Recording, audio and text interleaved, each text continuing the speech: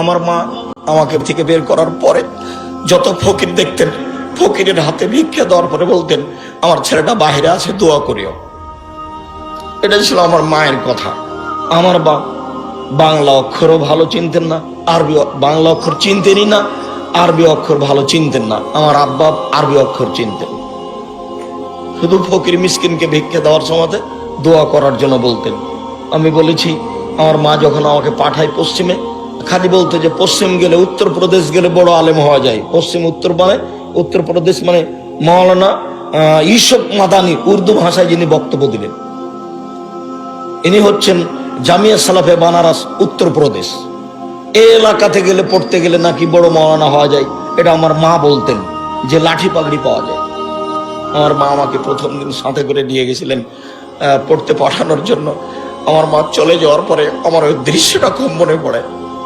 যেদিন আমি দেশ ছেড়ে ইন্ডিয়া চলে যাই, সেদিন আমি সকালে বলেছিলাম, মা আমি ইন্ডিয়া চলে গেলাম।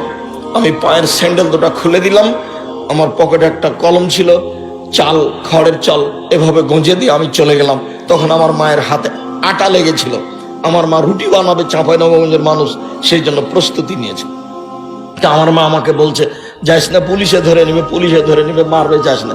আমি এভাবে আমার মা বলতে থাকলো, আর আমি চলতে থাকলাম। আমার মা পিছে পিছে কিছু রাস্তা আসলো, তারপরে দেখলো যে ছেলে আর ফিরবে না। তখন আমার মা ফিরে চলে গেল।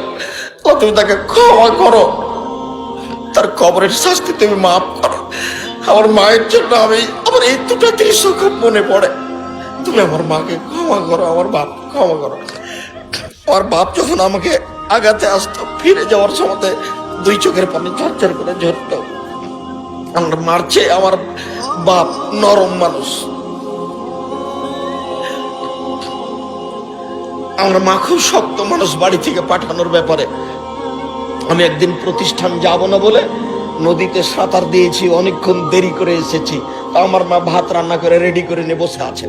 তো বলছে, আমাকে খাইয়ে নিয়ে বের হ, তুমি আজকে যাব না। না, যেতে হবে। না, যা, আজকে যেতে হবে। না, যাব না। তো আমি খেতে বসেছি, যখন বারবার বলছে যেতে হবে, তখন আমি বলছি ভাত খাবো না। খাস না।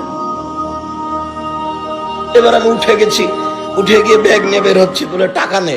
তো আমি টাকা নিব না, বলে নিস না, তুই যা। খেলামও না, টাকাও নিলাম না, বের হয়ে চলে গেলাম। আমার মা একটু নরম হলো না, যা, যেতেই হবে। 3 বছর পরে যখন ফিরে আসলাম, তখন আমার মা আঁচল দিয়ে মুখ মুছিয়ে বলছে, আরো যে 2 বছর বাকি আছে, আলী কেন? এটা আমার মায়ের প্রথম কথা। জানি না কিভাবে তারা আল্লাহকে বলেছেন, আমরা কিভাবে বলছি, তুমি আল্লাহ আমাদের ছেলে মেয়েকে কবুল করো, তুমি তাদের দিনের খাদেমী হিসাবে কবুল করো। সম্মানিত দিনী ভাই বোন, আপনারা বিভিন্ন এলাকা থেকে, দূর দূরান্ত থেকে এসে অনেক শ্রম দিয়ে, অনেক পরিশ্রম করে এই জামিয়া সালাফিয়ার সম্মেলনকে মূল্যায়ন করেছেন। আপনারাই মূল ব্যক্তি। আপনারা বেশি হলে খুশি, কম হলে কষ্ট। আপনাদের উপস্থিতি হচ্ছে জামিয়া সালাফিয়ার সম্মেলনের সফলতা। আপনাদের জন্য আমি আন্তরিকভাবে দোয়া করি। আমি খাকসার গুনাহগার। আল্লাহ, তুমি আমাদের এই সাধারণ মানুষের দোয়া কবুল করো। আমার দিনী ভাই বোন যারা এই সম্মেলনে এসেছে, তুমি তাদের কবুল করো, তুমি তাদের গুনাহ খাতা মাফ করো। তো তারা যেটা চাই সেটা তুমি করে দাও।